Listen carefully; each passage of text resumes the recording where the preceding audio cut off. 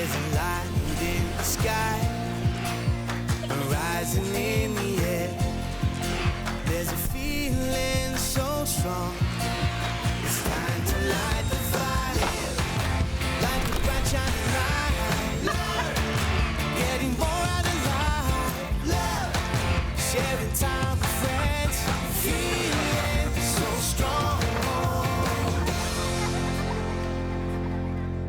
Hello and welcome to the House of Wellness. I'm Luke Darcy and I'm here with the one and only Joe Stanley. Hello, Joe. Darcy, you know, I love being here, and my thought for the day is babies, because it was International Day of the Midwife this week, and what incredible work they do, Darcy. The theme this year is 100 years of progress, and we sure have come a long way in that time. I must say, I am glad I didn't have to give birth 100 years ago, because these days it's a lot more pleasant. Well, I don't know if you'd say pleasant, but better than it was 100 years ago. I have been in the birthing suite 4 times, Joe. Didn't look pleasant at all, and I have a whole incredible respect for midwives. They are the most extraordinary people.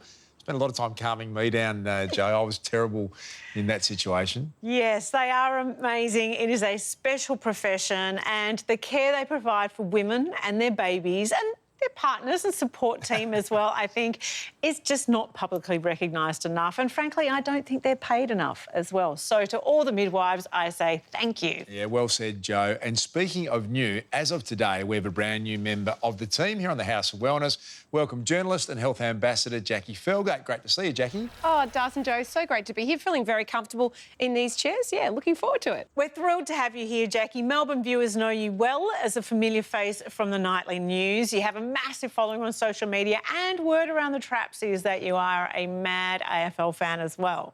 I am indeed. I'm a massive Cats fan. Darcy, you and I have worked together for a while now. Things can get pretty heated when we were covering the footy together, but I feel like we've got all bases covered here now between the three of us. Well, if you're not emotional with the footy, Joe, you're not trying enough. Joe's pretty fanatical about the Pies as well, so it's going to be a lot of fun, Jackie. Yes. Now, I do... Just learning a little bit about you here, Jackie, I understand that you've run a marathon. Is this correct? I too have run a marathon. We've got a connection there. I'm glad to hear it, and I hope you did better than I did, because when I ran my Melbourne Marathon a few years ago, you know you're in all sorts when they start opening up the roads as you go through. But you did it, though. I finished, and I must say, the year that I did it, I think it was about 35 degrees, and it's in October. We were in a heat wave, and people were dropping like flies, so I was just wrapped to finish, to be honest. But the lesson I learned out of it is don't train sort of up to 30 Ks and think that you can just push through the next 12, because you can't. You're better than me. I couldn't think of anything worse than trying to run a marathon. Now, I know you've got a great passion for racehorses as well, and you've got your own horse. I do. I have my own horse, Red. He's 16 years old. But I think we've all got that thing, don't we, where we use it to disconnect. And for me, my little bit of wellness in my life is my horse, because I leave my phone. You're talking about social media, how overwhelming that can be, to just put your phone aside, to not think about the stresses in your life and actually focus on something. And for me, that's horse riding, because I'm out in the environment, out away from the computer, away from the iPhone, and just really being amongst yourself and nature is beautiful.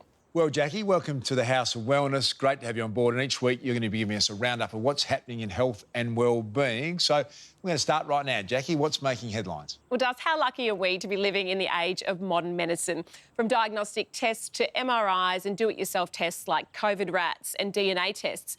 And now Monash IVF have released a genetic carrier screening test that screens for up to 410 potential genetic conditions. The test identifies the chance of having a child with a single gene condition like cystic fibrosis, spinal muscular atrophy and Fragile X syndrome. But there are hundreds of genetic conditions apart from these, and the news with this story is you can do it at home. My initial instinct, Joe, is that is a good thing, I suppose, to be informed and understand how to support the health of a child the best way you can. Oh, look, I think it's fantastic, because it's always about choice, isn't it? And so if you're armed with information and knowledge and you can make a choice that's right for you, isn't that wonderful? But I do think that we need to be wary of making it, you know, implying that all genetic difference is something that needs to be eliminated. I have a very dear friend who has, we don't use disorder, we say a genetic difference. And she's taught me that actually difference is okay. Not only is it okay, but it can be really joyous and a glorious life. So I think that's a really important thing to establish. So, Jackie, when would be the best time to take that test? So this new test would be available pre-pregnancy or in the first trimester. OK, let's leave medicine to one side now, Das, and take a look at science. And haven't we all thought, especially during the millennium drought, that if only we could convert salt water into drinkable water, it would solve a lot of problems, which is why so much research has gone into desalination options. We've got the plant here, of course, in Victoria. It's planned to deliver up to 150 billion litres of drinking water every year, which is about 1/3 of Melbourne's annual water needs. But in the US, they've gone one better with the desalination device. Wait for it, the size of a briefcase that creates clean drinking water from salty water, and it's portable. It sounds like a great idea. It's amazing when you think about the amount of people in the developing world who die every year from contaminated water. So whether it's dysentery or cholera or whatever, is this something that we could take in and actually treat their water? And it's solar powered as well. So what that means is if you're in, say, a natural disaster, you would be able to get access to the water that you need when perhaps in the past that was a real challenge. Yeah, and controlled by a smartphone, I understand, as well. And you think the desalination plant they built here in Victoria was, I think, $12 billion worth of gas. You got a briefcase-size ability to convert salt water into drinking water. That is extraordinary. So what's the quality of the water? It's already exceeded World Health Organization guidelines, and it only takes half an hour to fill a plastic cup. So a fantastic idea. Now, I love coming up with weird and wonderful research, and this one is certainly that, and it grabbed my interest. We all clean our shoes if we step in something disgusting. A little message from the dog, but it seems a lot of Aussies don't wipe their feet before coming inside. Do you? Is that... I think I do.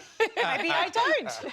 Well, we are about to talk about this. A group of environmental chemists have spent the last 10 years investigating the contaminants most of us are exposed to in our home. And one of their research topics was whether to take your shoes off or leave them on at home. Well, Beck goes berserk in my house with the 4 kids, dragging some mud through and up the stairs, almost subconsciously unaware of the amount of carnage. So shoes off at the front door, surely, Jackie. Yeah. Well, I'm told from friends of mine from other parts of the world that some cultures think that we are disgusting that we wear shoes in the house at all, although... with my dog, you know, Daisy, if we take our shoes off, she steals them and eats them. So, yeah, got to be a bit wary about that. You do, you do. The verdict is it is better to take your shoes off inside because it's not just dust and animal hair you spend your life cleaning up. About 1/3 of what's polluting your house actually comes from outside, is blown in or tramped through the house on the bottom of our shoes. So that is the verdict. Well, Jackie, from gene testing to salty water to bare feet versus boots inside, you've covered a lot of territory on your first day. Thanks again. We'll see you next week, Jackie. I'll see you then.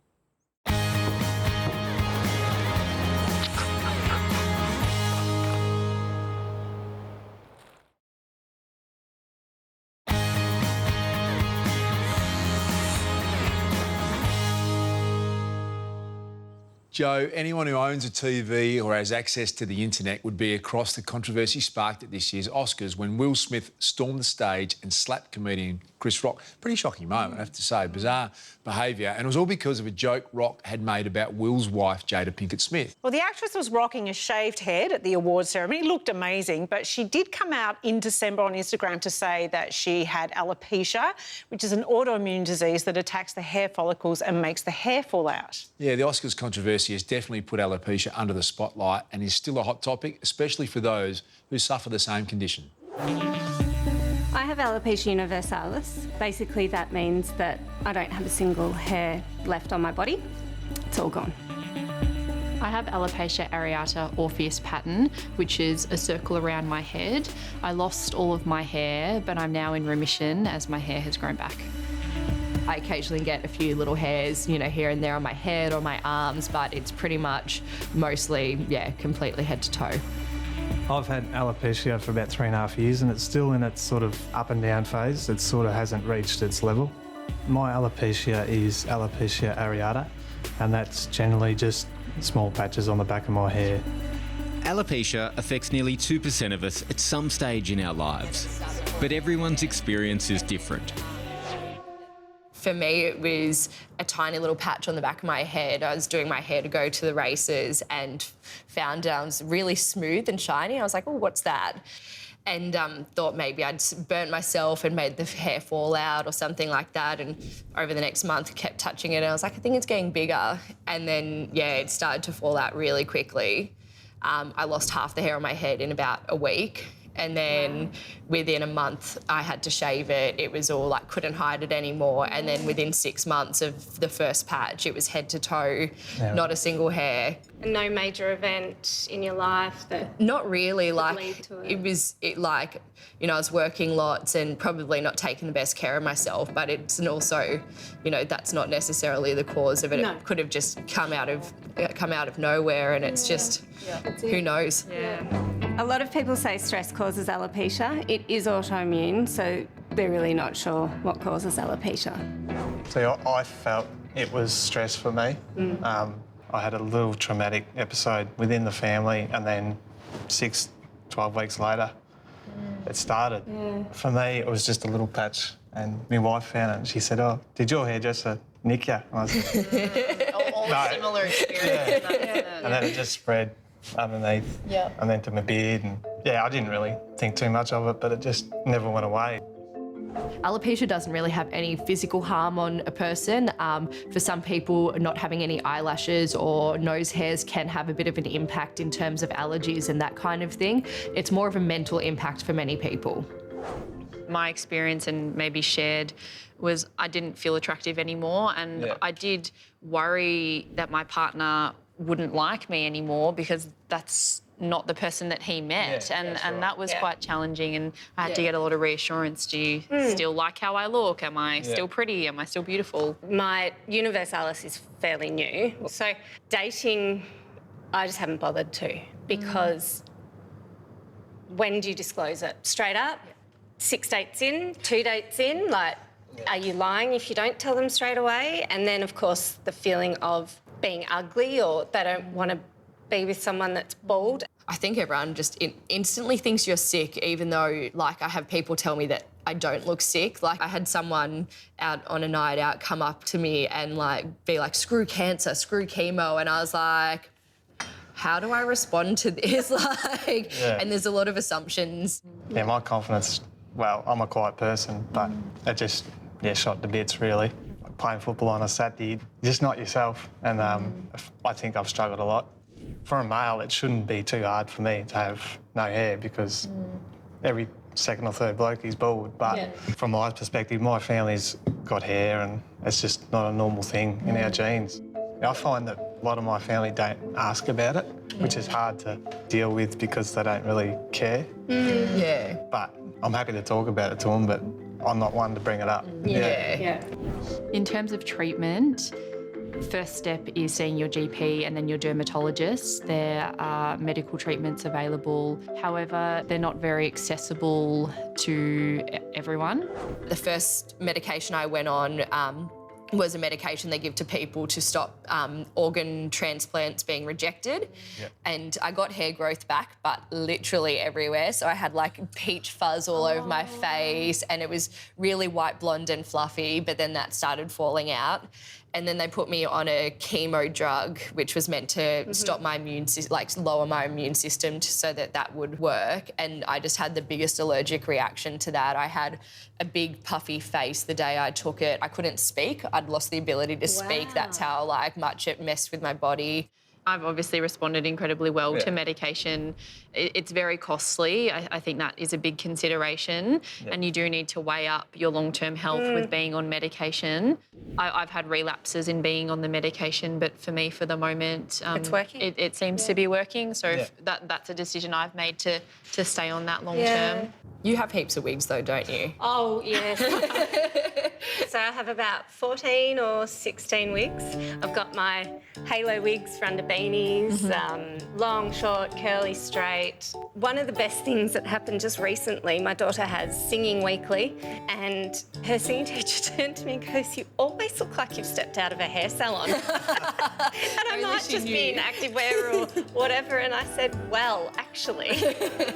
Makeup has been my saviour kind of thing. So I've got my eyebrows tattooed, but eyeliner is my biggest thing. Because I don't have eyelashes, I find that not having anything kind of on your face, you look quite different to how everyone else looks, and having a really bold kind of eyeliner makes that it kind of like I've got eyelashes, not quite the same, but it's still that, you know, that little bit there. Yeah, what do you do in terms of the male world to hide and cover your hair? Because I guess for females, you know, alternative hair, it's probably easier to access. Just wearing a hat 24/7 nearly. Yeah. Did you ever consider shaving it? Like a lot of people say, just I have. Yeah, plenty of times just shave it off, just number one, and see what did grow back or what you know where it would go. But no, I just wear a hat. I drive a truck every day, so I can pretty much hide.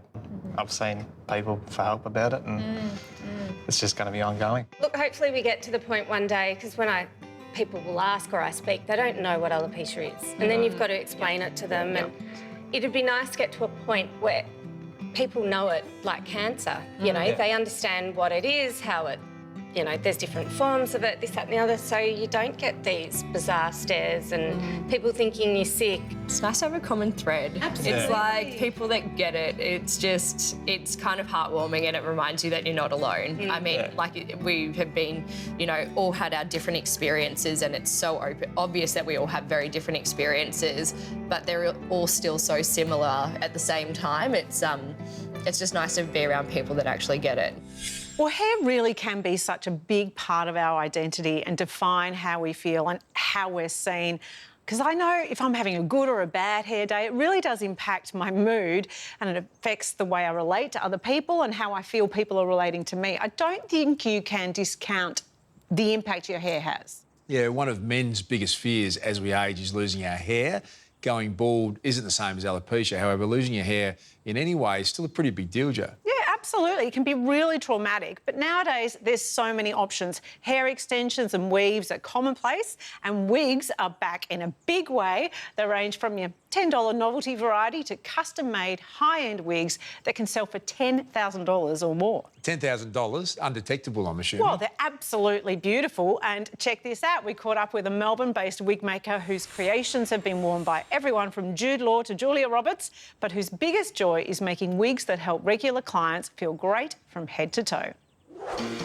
I've been making wigs now for over 20 years. I did a degree in makeup, special effects, theatre work. So I made wigs for lots of different shows on the West End and actually Broadway as well. I used to work on Evita, Hairspray, Priscilla. I've worked on lots of famous wigs. So, for instance, Kylie, Barry Humphries when Dame Edna wigs, and also Richard Harris as Dumbledore, the beard, the very famous Dumbledore beard.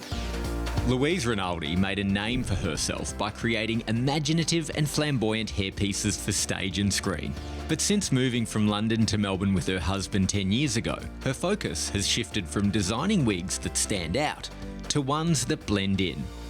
When I came here, I decided to set up my own business, working a lot with private clients with alopecia, sometimes going through chemotherapy. I always liken it to getting a bespoke suit. You'd have a consultation, would have a chat about what you're looking for. They'll show me photos of what their hair was if they've lost their hair, so we'll look at that. Then we'd do a measurement and template. So it's like do a mould of your own head, take some measurements, photographs, so it's exactly tailored to you. So it's not a one-size-fits-all elastic piece. To make her wigs look as realistic as possible, Louise orders real human hair from overseas suppliers. So people sell their hair and they go to hair merchants. That's a separate industry where they'll sell their hair. They'll buy the hair from all across the world. Human hair has hair cuticles, like little scales on the hair shaft, all the way down. So you can get hair where they take all those cuticles out, strip that down, and then they can dye it really easily, white or blonde. I don't use that type of hair because it's not the same as on your head. It isn't as strong. It's also shinier, which lots of people love, and it's a great product, but for private clients, you want it to match their hair and the texture they have. So I use unstripped hair, so it hasn't been stripped away or dyed. Then once I receive the hair, I basically hand tie, not one hair at a time, but about 3 hairs at a time into the wig. The time it takes is very dependent on what the design is. So it can take anywhere from sort of 40 to 60 hours of work. With a blonde, I'll often put like a shadow root, so a darker root on before I make it, so it's not flat. Because it's also really important not to have one colour. You need to have it a little bit lighter at the front, just so it gives it some depth. You know, I'd never send anyone away with a wig that they weren't happy with. So often it's a bit of adjustment where we'll add some lowlights or highlights or make it thicker or lighter if it's too much hair. So the density is very much completely tailored to what the client needs.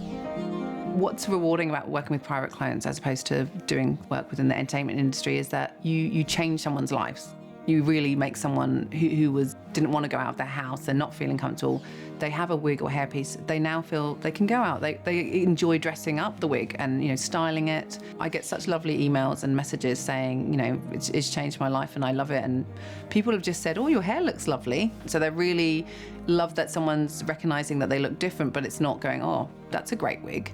They want to look like themselves. They don't want to feel like they're in costume.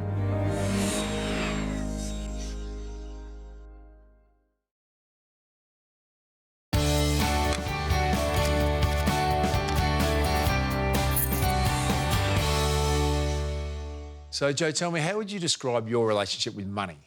I'd say we're frenemies. I mean, I sort of understand it, but what do you mean by that? Well, I know you don't like spending a lot of money on clothes, but are you good at hanging on to it? Are you a saver? What do you spend your money on? Well, I think that all of us have a relationship with money that is defined by our upbringing and, you know, the family that you're in and what money was like with you growing up. And I wasn't really taught a lot about money growing up, I have to say. So I have a lot of anxiety around money.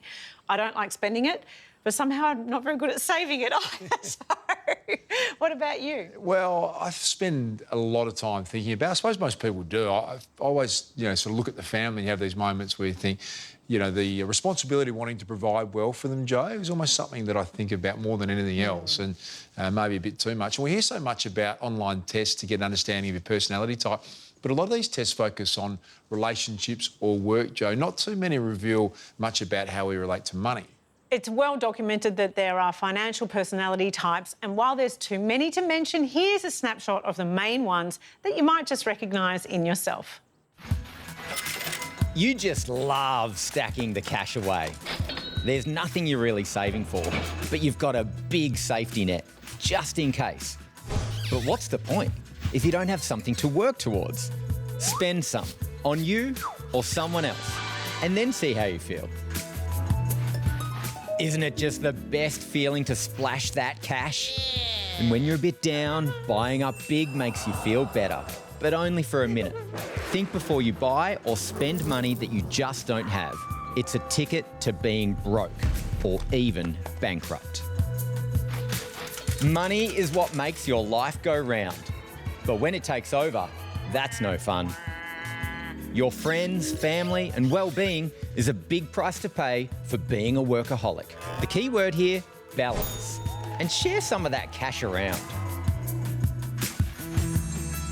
There's more to life than money, but ignoring it is not the answer. If you don't take control, it can affect your relationships and lead to dependency. Just take note of where and how much you're spending. Take responsibility. You love saving, but spending is just as much fun. If money is in control of you, not the other way around, then time to set some clear goals. Put your energy into what you're saving for and focus on that. Money is a means to an end, not to rule your life. So, Jo, let me ask you this. What would you do if you had a lazy $10,000 sitting around? Buy shoes. Is that the wrong answer? No. Okay. Good shoes. Put it under my mattress? Is that the wrong answer? No, seriously, I'm very interested in ethical investing at the moment. So I want to know, where is my investment going? What kinds of organisations?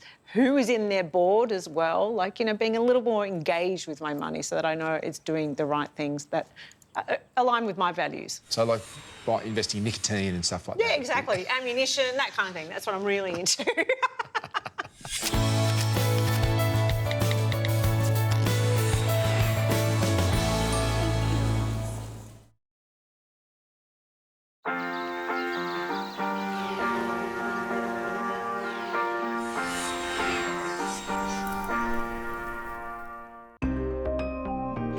There has never been a better time to be sick, GQ. Bear with me, that is because we have access to herbal remedies from all around the world, not just our own backyard. And that's more important than ever as the cooler months approach, Heinzie. Let's turn to Chinese medicine to promote our immune defence through the herb astragalus. With a history dating upwards of 2,000 years, the root of this plant helps enhance vitality. And it's also known for reducing the occurrence of the common cold. And for those of us who get that dreaded fatigue when sick, what else have you got up your sleeve? Siberian ginseng, another plant native to Northeast Asia, also brings benefits in its roots. It assists in recovery from illness while also relieving tiredness. Big thanks to our overseas friends. Absolutely, and these herbs can be found in supplement form. All this worldly talk has inspired me to book a plane ticket, GQ. So where are we going to, Heinzie? Hang on, this was never a wee thing. This isn't a honeymoon, this is a solo holiday. You need someone to look after you. The A to Z of vitamins is brought to you by Bioceuticals Armour Force Recover to assist with the recovery from illness. Found exclusively behind the counter. Speak to your healthcare professional for specially formulated relief. That was Heinzie and Gerald with the herbs that put a pep in your step. Now, speaking of being pumped and going full pelt, Joe, you are neither of those things when you get behind the wheel. I've seen you. You're a pretty chilled driver, aren't you? Absolutely. There is just too much road rage out there, Darcy. And I always think to myself, why? Where are you going in such a hurry? It doesn't even matter. I'm really fired up too when you see people texting and driving. I just can't believe it still goes on. There was a Vic Roads ad that they should rerun, I think, with a great message. Your kids watch your every move, especially when you're driving. So I'm always really aware of that when I'm in the car with Willow, because I want her to be a very calm and focused driver when she's behind the wheel one day. Yeah, good advice. I was in the morning traffic for the first time because my kids walked for school and we were staying out at home. Stay away from the mums in the four-wheel drives, Joe, is my experience. It can get pretty heated in the mornings. Now, a very cool rising star of rally driving who's paving the way for young women behind the wheel is Molly Taylor. We caught up with the Australian rally champion to find out how she stays in the driver's seat in life and in her career. The Dakar Rally is really the world's toughest motorsport rally. It's 14 days. You basically are in the car for 700 to 800 plus kilometres every day. You're driving through every type of desert, rocky terrain you can imagine and trying to go as fast as you can whilst looking after the car and dealing with all those elements in between. We had some great days. We were 6th overall in a couple of stages and generally sort of running in the top 10, and then a couple of issues, a couple of mistakes. One day we lost about 3.5 hours in the desert and to finish the stage in the sand dunes in the dark, and our brakes caught on fire one day and had to put out a fire with the camelbacks in our car. And so you have all these crazy experiences that you kind of, it's really just about gritting your teeth and getting through it. And the aim was always to be a Dakar finisher. And that's certainly a tough thing to do in itself, so we're really happy with that, and I think we also are really excited about the potential we could see, the competitiveness at many times, and then it's just about learning everything else and piecing it all together. So we're really motivated to go back and give it another crack. Yeah, so they say, if you're cresting over a dune, worst case scenario, it's 37 degrees. But I'm third generation motorsport enthusiast. My granddad started rallying with my mum, actually. That's how my mum got involved. My mum and dad met at a car club Christmas party. So I grew up watching rally cars since I can remember. Well, I reckoned it was a couple hundred metres, but then someone came back and said it was, that 80-metre dune or something. It was around the time I was getting my driving licence for the road, and my dad was running a rally school at the time, and he wanted my sister and myself to go out and have a drive of the rally cars in a closed road environment and learn how to be competent at driving a manual, learn some basic car control on a loose surface and all of those things, just to better prepare us to be safer, better drivers on the road. And I think for me, when I had the opportunity to actually get behind the wheel of a rally car, it kind of all clicked, and I understood why it had been my whole family's obsession and what I saw my parents throwing their whole life and passion into, because it was just so much fun. We Winning the championship in Australia in 2016 was, I mean, personally a massive moment for me. It's always your dream when you start out to win a goal like that. And I mean, for me personally, I just wanted to win, whether I was the first or the 10th or the 100th female to do so. It wasn't so relevant from my perspective, but I can see the influence and effect that it can have on young girls, and to be part of helping other people come up through our sport is something I'm hugely passionate about. You know, I think for me it's just, I love driving and I love the challenge. So when you talk about going from rallying to off-road to Extreme E, Dakar, they're all new challenges, and I love the thought of trying to learn something new and try and taking that on. One of the biggest physical and mental challenges in racing is being able to be in those really hot, in a rally car up to 60 degrees for a long period of time in an element where you have to maintain 100% focus. So to be able to be physically strong enough to cope with all those demands and still remain mentally sharp is the priority. So a lot of mix of strength and cardio and heat adaptation, and hydration. Hydration is super critical. Your mental cognition and focus drops dramatically just from a small decrease or a little bit of dehydration. So it's super important that you don't ever let yourself get to that point. So you always need to make sure that you're topped up. From a diet perspective, obviously you need to be able to concentrate for a long period of time. So having that, not having those highs and lows and being physically and mentally sharp is the most important thing. So that's where the nutrition can play a massive role in that side and be able to help your concentration and endurance. So that's certainly important on events. I think, you know, one of the things coming back from Dakar, one of the great things about Dakar was because you were out all day. When you came back at night, you could eat pretty much as much as you wanted, so that was great. But it's about having, you know, lots of slow releasing carbohydrates, protein and all of those bases, so you're not having these big highs and these big lows. It can be an amazing sport and also so brutal, and you're trying to drive on the edge in an environment that's always changing, and sometimes it goes right and sometimes it goes wrong, and it's really important to be able to only focus on what you need to in that moment, and then pick yourself up when it goes bad as well. So we always say it's character building. So every time something happens, it's character building, and sometimes you think, I'm happy with my character now. That's enough. That's enough character building challenges. But it is part of the sport, and I think it's like anything when you have to go through those really tough times and sacrifices and all those lows. When you do get that success and those highs, that feeling is unbeatable.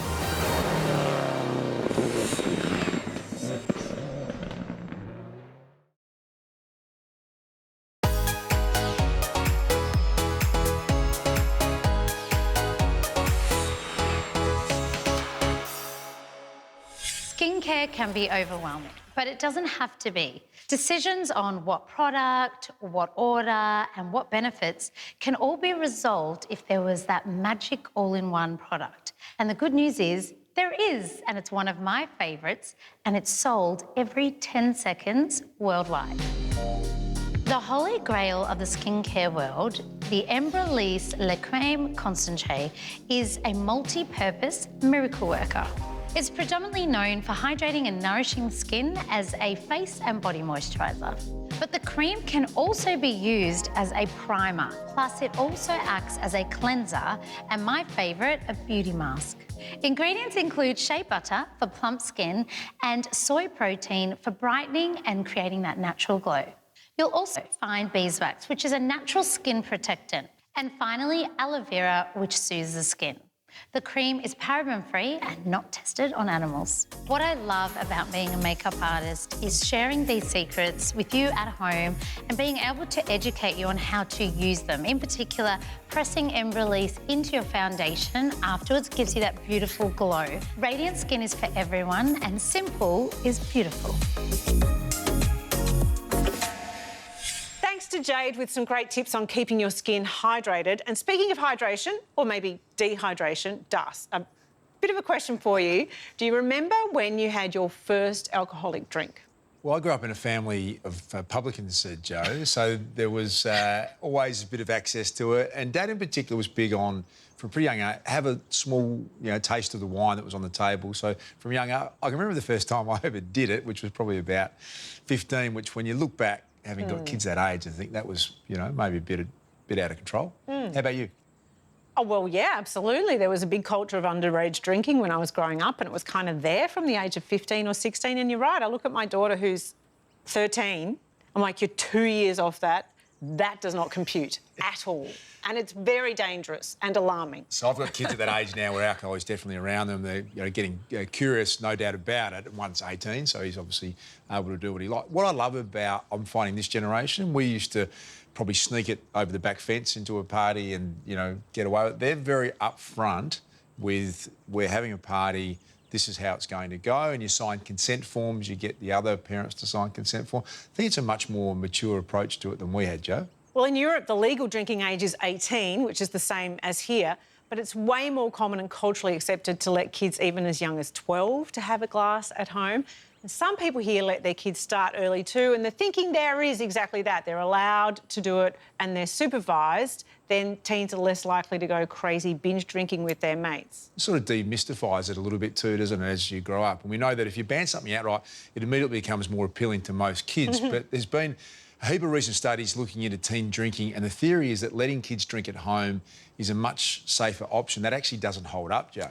Well, just as more adults have become sober curious by deciding to give up the grog, new data released by the ABS has found that today's teens are drinking way less now than they have at any time since the surveys began in the early 80s.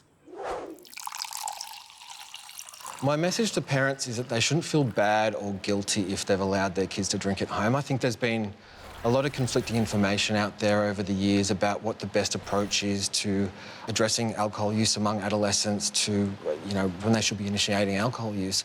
So I think it's really understandable that a lot of us are confused about what the best approach is. I think that it's important that parents are aware of the National Alcohol Guidelines. They're current, they're based on the most up-to-date evidence, and they suggest that young people should try and delay alcohol for as long as possible, at least until the age of 18 years, to try and avoid harms associated with alcohol use during adolescence. And I know that's so much easier said than done as someone who is over the age of 18 and who had a drink before the age of 18, but that's based on current evidence.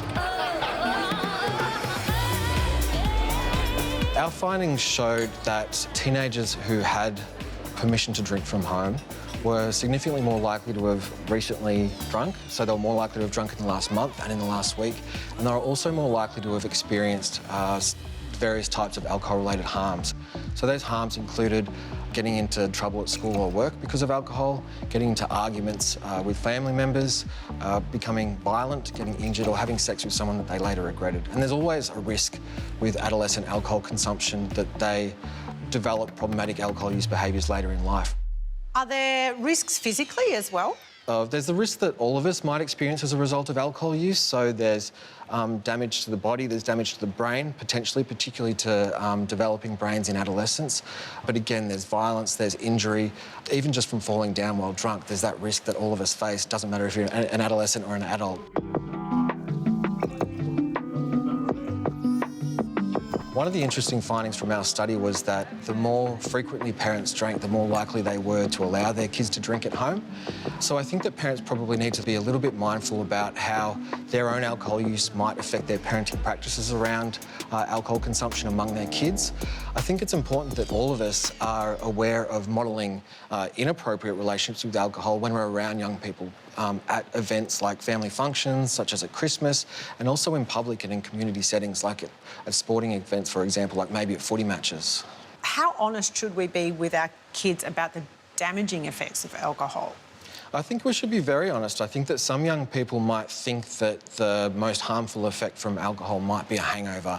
And I think it's important that we make them aware of all the other harms that are associated with alcohol use, including violence and injuries and mental ill health and even death. I think for them to make educated choices, I think that they should be aware of the risks associated with alcohol consumption.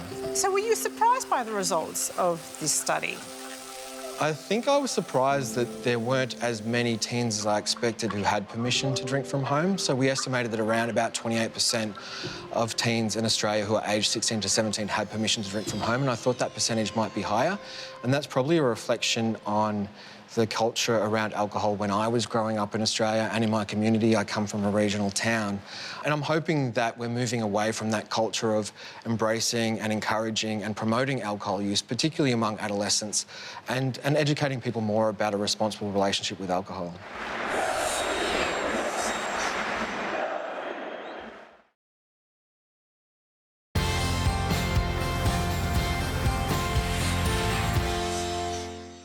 Not all natural remedies are found above ground.